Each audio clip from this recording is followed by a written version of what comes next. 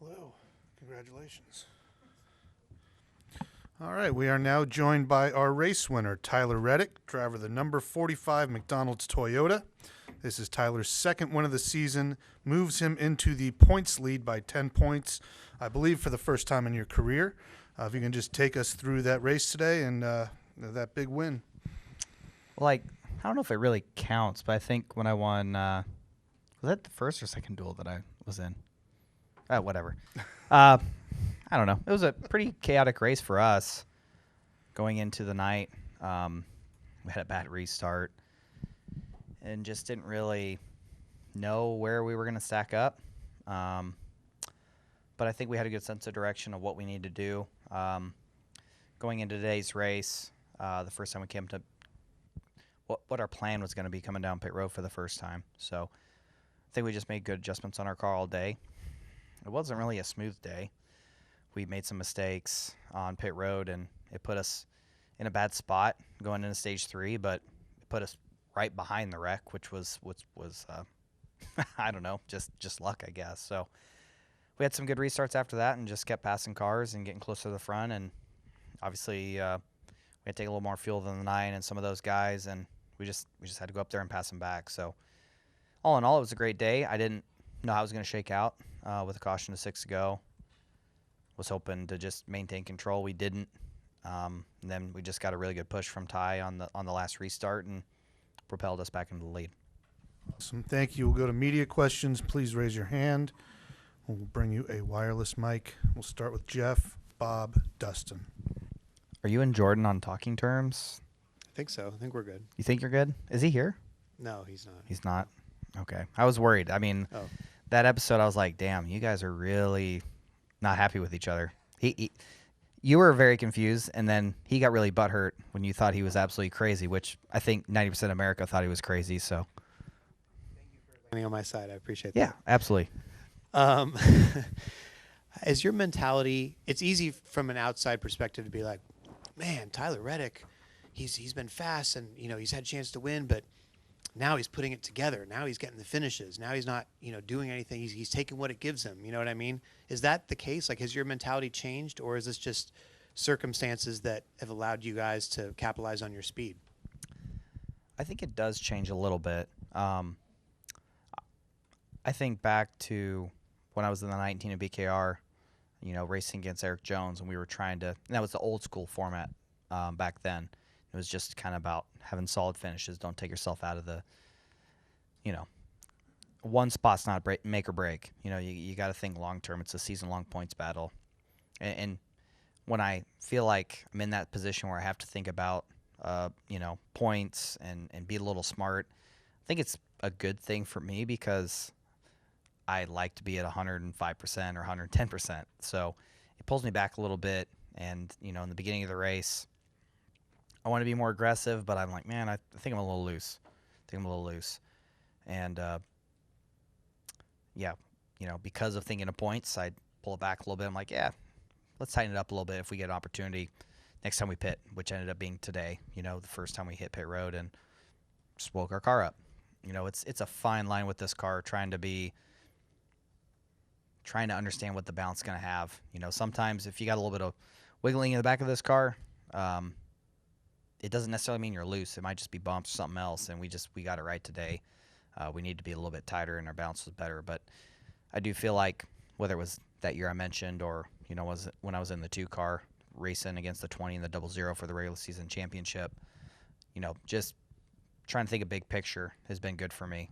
Early in the year, a number of years of my career in the Cup Series, we have a really rough start, and I just think, I got to win. And I feel like it costs us points because I'm more aggressive than I probably should be. So, yeah, I think having a points mindset is good for me because I like to be more aggressive probably than I should be in a lot of situations. Bob, Dustin. Either way. Dustin Long, NBC Sports. So, Denny talked about your racecraft and feeling like that's something that you've gotten very good at, even gotten better and better at. Is that as much part of it, or what do you feel like you're doing a better job in getting these top threes as opposed to, maybe last year or year before at times. And again, I know that some of it's team aspect as well, but building on that. I think it's keeping a level head. It's so easy to get really upset and frustrated when you have a car that's running top 5 all day and you have a bad pit stop or something goes awry. I think of Indy a couple weeks ago where we're kind of on our strategy. Things are going to work out and a caution falls at the worst time, right? It's so easy to get pissed and just kind of throw it all away, let your anger get the best of you. And I feel like just been doing a better job of keeping a level head, not letting the stuff affect me and thinking, okay, reset. What's our next move going to be? How are we going to pass this car ahead of us in the next one? And so just having a better mindset has helped me. But also, again, we're in a spot we're battling for the regular season championship. And with that, my mindset is more thinking about that more so than my position. How do I pass the next guy? Trying to be a little bit smarter. And I think that's helped me this year so far. You were in the unusual situation of signing a deal a year ahead of your contract was up, and Denny talked about at the time like you being a generational talent, and now to be leading the points, having this success. A couple of years ago, even with your Xfinity success, what was it like to hear the praise of that sense and the way that Denny talked about you, and how do you feel like you're, I don't know, fulfilling it, or if that's the right word at this point? Yeah, for me, I remember winning the first championship and moving on to RCR and kind of having to start over and do it again. And that second year with RCR was just it seemed like everything went. We had some bad days for sure, but a lot of things went our way. We won a lot of races, and we got to Homestead, and I had more motivation than I ever thought was possible to win that race, and win the championship. So I think, how aggressive I continue to be in certain moments has helped me along the way. But then there's been other moments when knowing when to pull back and just see another corner, see another lap, let that position go has helped me in some other aspects. So it was really cool to see, guys like him and Michael and others in our sport paying attention to the hard work I was putting in and trying to turn things around to RCR. And we had a good year, right? We won 3 races at the end of it. Ultimately, the playoffs went catastrophically for us, but it was really cool to see that they saw what I was bringing to the table there and how I was able to improve the program, and they wanted me to be a part of that. Toyota wanted me to be a part of their story as well and improve their cars. And I feel like we've gotten better at road courses since I've gotten there. We made things better. It's just really nice to be aligned with great people that share the same vision and goals that you have, and it's been a really fun year from that aspect this year, watching us just climb up through the rankings and the point standings, if you will, and just continue to have really solid races. I've I don't know, being back there in points really, really far, you get desperate. You do things you probably shouldn't week in and week out, and you lose points that are on the table that are pretty easy to get. And I think we've done just a good job of taking what the days will give us and getting good finishes out of it, not making critical mistakes. Yeah, I probably give up a second here or there on the racetrack, getting to pit road, getting off of it, but big picture, it's nice having to keep that in the back of my mind. I think for me, it kind of keeps me underneath my ceiling of 105%, and I finished more races out of it. Denny's talked about you've asked him a lot of questions, and you guys have talked a lot. How has he impacted you in what you've been able to pick up? And since you mentioned Michael, I don't know how much, I know you're not talking racing and what to do exactly on the track, but somebody like Michael, I don't know how he rubs off or how he's impacted you. Yeah, I mean, without a doubt, Michael's a competitive individual, and we've seen over his career what he brings to the table to motivate us is something that you can't buy. It's a great asset for us to have. But then also, having an owner and competitor in Denny is a great thing. I know he's going to race really hard on the racetrack, as he should. but it's nice to be able to lean on him and get information that it's two-way street, right? As it should be, you know. And I feel like he's able to help me with a lot of things I don't know about, and I'm hoping in return there's things that I pick up on that can benefit him and the 11 car too. So it's just it's been fun. It's really been great, and it was a great recovery style day. I mean, I thought we were going to kind of get out of here at one point.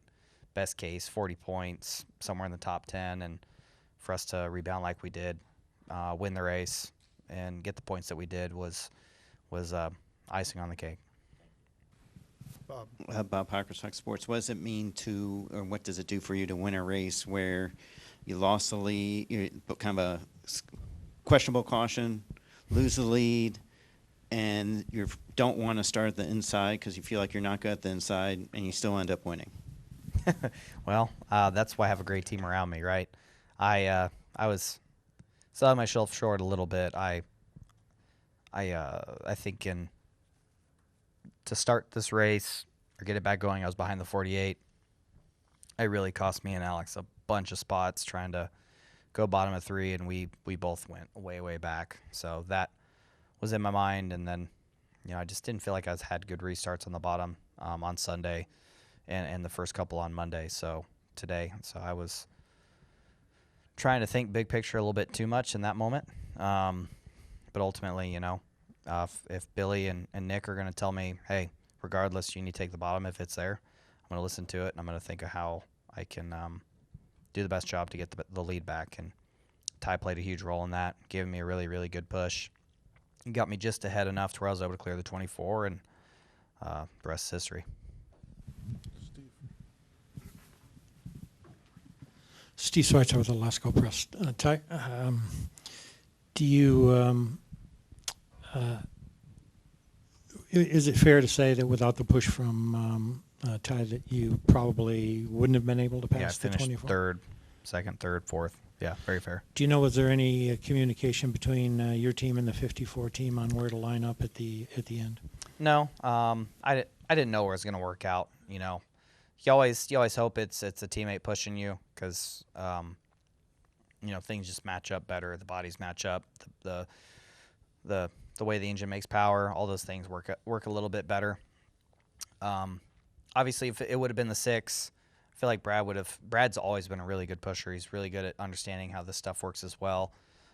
So I would have felt pretty good about it either way. But just knowing Ty and him knowing me and knowing how I'm going to approach the restart, it just worked really well. Obviously, I didn't want the 24 to really get half a car ahead, but it was kind of a perfect storm. He got ahead just enough to where I could get on his left rear, and I was able to use that side draft and the push to kind of propel ourselves into the lead. Taylor DeSormo with MLive.com. Have you had the chance to talk to MJ yet, and did he regret not coming back today? I don't know. If I felt better about going into it, into the night, I would have, tried to keep him to stay, but I didn't really know how it was going to work out. We kind of had a subpar day on Sunday. We didn't pass anybody. We got passed. We lost positions on restarts, so I didn't know how our day was going to shake out. We had a good mindset and strategy for adjustments on the car going into today, and it worked out perfectly. So, it's something I regret. I probably should have at least tried to keep him to stay, but at the moment, I didn't know if we were even going to finish top 5. So, just how racing can be sometimes. But we're really proud of the team for making the right adjustments and getting my confidence back where it needed to be for today. Lee Spencer, Sirius XM NASCAR Radio and CatchFence.com. Did you take a leap of faith going with Denny when you did? Because when you think about it, they were in their infancy, brand new team. You left to one of the, iconic organizations in the sport. But, here was a guy that had a vision and, clearly MJ. But, you talked a little about Denny when Dustin asked you. But just overall, for a guy that was, a year into his first gig as a team owner, what was it about him that you said, I have to be a part of this, and what have you seen since that just gives you such hope for the future? Yeah, just potential. I think is one part of it. You know, I saw week in and week out racing against both their cars, the speed they bring to the table, the culture that they have at 2311 is also important to me. It takes everything to have a really good team, and I just saw how fast they were building, and just the rate of progression that they were on. I knew that there's a lot of things that play into it, but one factor for sure is performance on the racetrack, and I knew that as time would continue to go on, they would continue to climb, and I feel like we're really seeing it now. You know, a lot of weeks, me and Bubba are really, really fast in practice. It doesn't always work out in the race, right? But the capability of our cars are really, really high. They allow us to run inside the top 5 and have speed to get out front and be able to hold on to the lead as well. So a number of things play into it. I also just wanted to sink my feet into ground that I know that I'd be there for a while, be there for a number of years, and build a program and build our way to the top. And felt really good about that with 2311. And yeah, everything happens for a reason, and it was great for us and our group on the 45 to be able to start that process a year early and begin to learn each other and learn, you know, what we need to work on and improve, and it's really helped for year 2. All right, we're going to close with Larry. Can you put your fan hat on and just talk about what this next couple weeks is going to be like with, you know, at least 2 drivers with a shot to get in without winning, thanks to your win, and just how dramatic of a chase it'll be at the bottom and the top? I feel like it always is. You know, with that first year with the next gen car was pretty crazy. Last year was really close. Unfortunately, between 2 Toyotas with Ty and Bubba, but yeah, it's just how this can go sometimes. You know, it doesn't take many bad weeks to put you in a bad spot. But also, you know, yeah, at the top, you know, a lot of us are running really good, and you just never know when a bad day's going to come your way. Certainly, you know, the 5 and 11 got a good finish out of it, but the 5 with their incident hurt them for sure. It's just, it's really tight on speed on the racetrack, tight on points. That's what this next gen era has really done. It's brought us all a lot closer together, from the front of the field to the back, and just the little things that little moments in your day can really affect you so much. That's why today was just so cool and crazy. I mean, we, you know, typically in the next gen era, if you're at the back of the lead lap going into stage 3, you're fighting to get 15th. So just what made this day so much cooler is being able to win it like we did. But the competition's tight out there. I mean, it's a matter of a couple feet here and there, clearing yourself up, getting in the line or not. It can cost you so many spots. Competition's just so tight, front to back. Thank you, Tyler. Thank you, guys. Congratulations.